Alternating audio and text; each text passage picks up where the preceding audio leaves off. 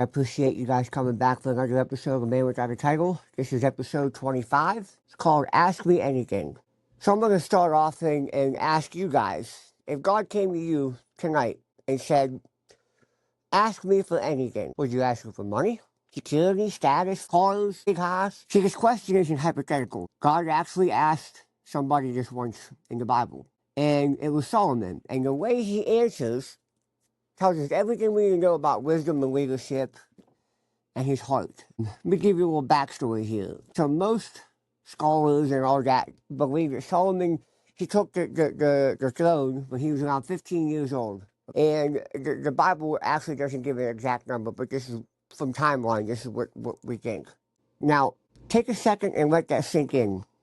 Okay. Imagine giving a 15-year-old, 16, 17, not really sure, right around that age, not even 18 yet, the keys to America, the military, the economy, foreign policy, and millions of lives that depended on his every decision. There's no way that ends well. Let's just be honest. Okay? But yet, that's exactly what happened with Solomon. This is what I want you guys to understand, and this is one of the points that I'm going to make here, is this is the difference. Solomon didn't step into the kingdom alone. He had his father to follow, Solomon's father. So he was the son of David. Yes, that David. The David who killed Goliath as a teenager. He reigned for king before Solomon for 40 years. He wrote Psalms. He led Israel through wars, through worship sessions. That's a father. That is someone who left a legacy. That's a legend, okay? And those are big shoes to fill. But see, David wasn't perfect. He was far from it. But David honored God. He feared God. And Solomon seen that. See, and a lot of people we don't understand is how important our actions are as a father and what we do, because our kids see that, okay? And I'm guilty of it, so I'm not pointing the finger here, but a lot of things I didn't know about being a father. A lot of things I did that I wish I didn't do. You know, back in my party life, I would have my kids go get me a beer, right? I'd play music in the car that I shouldn't even be listening to, let alone my kids. So we have to always remember as parents, fathers, that everything we do, we're being watched by our kids. And one wrong move, one wrong season in our life, it does damage. So be careful, fathers and mothers out there. Be an example for your kids. And be someone they can look up to. And be someone that you think that you would be proud of if it was the other way around. Well, Solomon became king at a young age, right? He inherited not just the throne, but an example that David left him. Imagine, again, being between 15 and 17 and trying to live up to a father like David, trying to take on a whole kingdom. Solomon knew he was in over his head, right? But he didn't fake it with confidence. He didn't pretend to have strength. You know, none of that mattered to him because he was a humble guy. That's what God can use. God can use humility. God can use humbleness. God can use meekness. So he took the throne at 15 years, 17, somewhere around there. And then, 5, 6 years later, around 23, 24, 25, Solomon had been reigning and king of the nation for, I don't know, a couple of years now. God comes to him in a dream and says in 1 Kings chapter 3, verses 5, it says, "And the Lord appeared to Solomon in a dream by night, and God asked, 'What shall I give you?' And Solomon said, 'You have shown great mercy to your servant David, my father, because he walked before you in truth and righteousness and in upright of heart with you. You have continued this great kindness for me, and you have given him a son to sit on his throne as it is this day.'" So he comes in a dream to Solomon and says, "What do you want? What can I give you?" Okay? And that question would ruin most of us. There'll be no limits, no restrictions in our head. Like, oh man, what I want, 25-year-old, Come on, let's be honest, you guys. What did I think about at 25? Cars, money, fame, women, influence, right? Followers, some followers. I want, a lot of followers. Comfort, status, all that. And I'd be willing to say that if they ask this question right now to 525-year-olds, wisdom would not be at anywhere top of the list. And here's why. Because the sad truth is, we failed as a society. 25-year-olds now do not, most of them anyway, I'm not gonna categorize all of them, but most of them don't follow God. They don't understand. None of them know that them things that I just listed that I would have picked if I was 25 would not actually make them happy, right? It will make them feel good. It will make them look good, status from women, but only for a moment, only for a season, but it won't last, right? And Solomon understood this. And God knew he understood it, right? And I'm going to tell a little story here real quick. I remember years ago, I was working for my dad. I told him, I said, man, I could run this business. Multi-million-dollar company. Does work all over the East Coast, right? Employees, I don't know. I'm going to guess, but I don't know, somewhere around 40 or 50 people. And I told him, I can take this over, whatever, He said, you can't. Why? Because he had the knowledge to know, no way I had the knowledge, no way I had the discipline, no way I had the strength, the backbone to run a monster that is the company. And I got mad. I took offense to it. Like, you think I'm stupid? Like, what's wrong with you, Bubba? Like, come on. I could do it. It's not that hard. See, I was running one crew of 4 people. All I had to worry about was getting one job done. Okay, so I go in, I set up, and then I start from there, right? But what I didn't see was, as I was doing that one project, he was doing 3 or 4, plus the fab shop, plus the paint shop, the supply house, all that. He was running the whole thing. But I only see in my little puny mind, I can run it. I can do, I've done 20, 30 takes for you.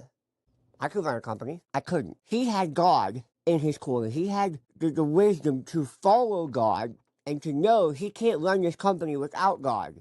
I didn't have that. So there was no way I could ever step into something like that and have the knowledge and the discernment to run that company. But that's how naive I was, right? And that situation rolls over to our relationship with God. We ask him for stuff. We pray, we ask, oh, give me this. If I had $10,000 more, I'd be good. Well, he already knows that you can't even handle $1,000. So I'm not going to give you 10 because you're going to wind up dead. Or you're going to blow it on something that's only going to be temporary. And you're not good with the little. You're not going to get much, again, in the Bible. So back to this. See, God knew Solomon's heart. God knew that he could handle it, okay? Because he watched his father David, and his father David showed him how to rule, not by his accord, but through Christ, okay? So Solomon, he says, he didn't say make me rich. He didn't say I want to be famous, okay? I read it just right there. He said, I'm only a child. I don't know how to carry out all these duties, right?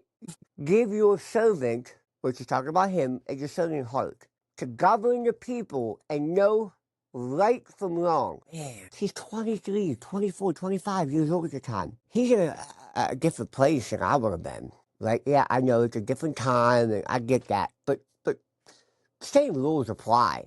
I mean, it's still fleshly desires that all of us want, okay? But he says, give me the heart to govern your people and know right from wrong. So that's humility, right? That's not asking for self-worth. That's asking for the discernment to be able to guide his people and know right from wrong, okay? And he asked for wisdom and not to be admired, but to serve well, okay? And in the scripture here, in verse 10, it says, the speech pleased the Lord, as Solomon asked for these things. Okay? Because Solomon didn't ask for selfish things, God said. He said, I will give you wisdom like no one before you and no one after you. So, what that is saying now think about this. You think of the smartest people in the world, right? The wisest people, earthly wise, fleshly wise. You think of, who do you think of first? I think of like Elon Musk, smart, right?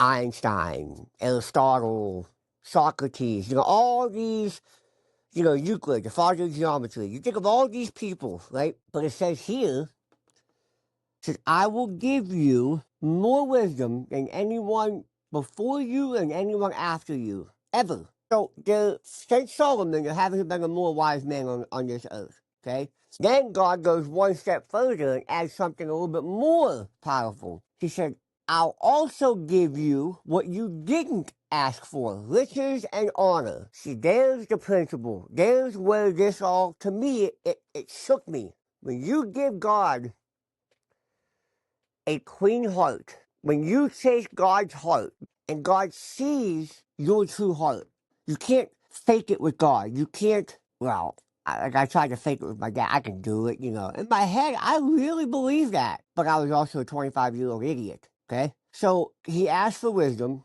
God says, I'll give you wisdom that no one before you, no one after you will ever have. And then, because I know where your heart is, and I know that you seek me first, I will give you riches and honor. Okay?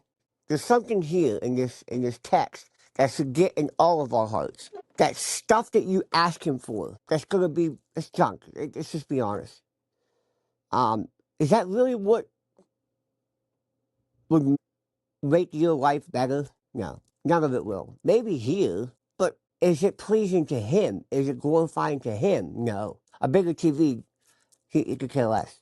Doesn't matter. Could I use a better camera to record on? I could. But I could use this. It's fine. It'll work. I have an old laptop that I use to do my prep and my studying and my bullet points that I have for the episode and could I use a better studio? Yeah. But doesn't I may do with what I have because I'm not doing it to make myself look cool or look fancy. I have a $20 sheet that I hung on the wall, and then the other sheet I used to cover the table to match that I bought from the dollar store. Okay, my iPhone with the mic hooked to it. That's all. You don't need bigger and bigger and bigger and bigger. God don't want a 3,000 square foot studio. He just wants you to be humble and follow his will. Let him worry about that. He'll build you up. Believe me, he'll build you up. But it has to be in his time, okay? And I get frustrated sometimes, because people walking and they're talking, and my daughter, my wife is up there, and my mother-in-law, and, the noise, and then, it's tight down here, and then the light, I have to get extra light, and, yeah, I'm not making a Spielberg film here, right? No, I'm not. I'm doing a podcast to talk about my life, and to get a little bit more knowledge that God gifted me with out to people who could help, okay? So now that I got off, let's get back to what I was trying to get to here. Okay. So early Solomon had, the clean heart, he had the humble spirit, he depended on God, right? That's why his wisdom was supernatural. That's why God gifted him that. But the scriptures give us a warning. Okay. Solomon later on in life, he lost it. Okay, he lost his wisdom. He lost his relationship. He lost his heart for Christ. Okay? Because wisdom must be guarded, right? And humility, you gotta maintain that. Okay? You cannot let that get out of control and build yourself up and be prideful, right? So when we stop depending on God, that's when things happen, okay? Because Solomon's story isn't just about how God gave him wisdom and how he ruled at a young age and how quickly he became powerful and all that. It's that if you don't watch your life and keep your eye on Christ, you can start believing that you can do everything. I can do everything on my own. But see, Scripture tells us that the downfall didn't happen overnight with Solomon, right? There were years of craziness, right? His heart slowly drifted, and where, the comforts of life replaced his dependence on God. And the success made him forget why he succeeded in the first place. Solomon got comfortable. And see, comfortable is dangerous. See, when everything's working, when the money's there, the influence is there, the respect is there, the power, all that, we stop praying the way we used to. We stop leaning on God the way we used to. And we start thinking, I got this. But see, Solomon himself wrote in Proverbs, trust in the Lord with all your heart. He knew the right way, but he let his flesh rise up and take over. Okay? All the stuff that God warned us about, Solomon had warned the people about. God only warned kings about this situation here. In Deuteronomy 17, God specifically tells the king of Israel, do not multiply horses, do not multiply silver and gold, do not multiply wives, because those things will cause you to rely on your own strength instead of the Lord. And Solomon did every single one of those things. He multiplied gold and silver, riches beyond imagination. He multiplied horses and chariots, a massive military force, right? He multiplied wives. They even came from foreign gods, right? And because God didn't bless him, and not because God blessed him, but because Solomon stopped depending on God. And there's the part that really matters to me. Solomon just didn't do what God forbid. He failed to do what God commanded. Now, you catch that? He didn't just do what God forbid. He did exactly what God commanded us not to do. So God commanded the kings to write out a copy of the law, read it all the days of his life. So read it. So his heart would remain humble before the Lord. Okay? But somewhere along the way, Solomon stopped doing that. And I'll say it again. You got to read the word. You got to say the word. If not, you will not make it. You will not make it. Okay? Read the word, stay in it. So, as I said before, Solomon stopped doing all that. And that's where he lost that signal to Christ. So when God gives you something and you stop honoring him, he can take it away just as fast as he gave it to you. Not because he's cruel, but because he won't compete with an idol. Even successful ones, he's not going to do it. He will not be in the presence of that. He will not have nothing to do with that. So understand that Solomon didn't lose his wisdom just like that in a moment. No. First, he lost the dependence on Christ. And once the dependence was gone, clearly was behind him far. I mean, he lost that. Then the gifts were staying, right? The gifts, everything but the heart drifted. And then the danger comes after that. And that's whenever he'll say, okay, I gave you, but now I gotta take it away because now you're dishonoring my gift that I'm giving you. Okay? So maybe the prayers that we're praying shouldn't be just, Lord, give me wisdom, right? Maybe we should say, Lord, keep me dependent. Because success without God will destroy you faster than failure ever could. But see, God gives, God blesses, but God also resists the proud and stays close to the humble. And the lesson here from Solomon is pretty clear, right? The same God who elevates you must be the God you continue to lean on. Stay dependent on him. Stay humble. Stay close. Keep your focus on him because that's how wisdom lasts. Stay in his word. Stay in his word. Stay in his word. Stay in his word. Keep that communication open to where you can hear him and he can hear you. Because John 15:5 says it best. Apart from me, you can do nothing. It doesn't say apart from me, you can do some things. Apart from me, you can do most things.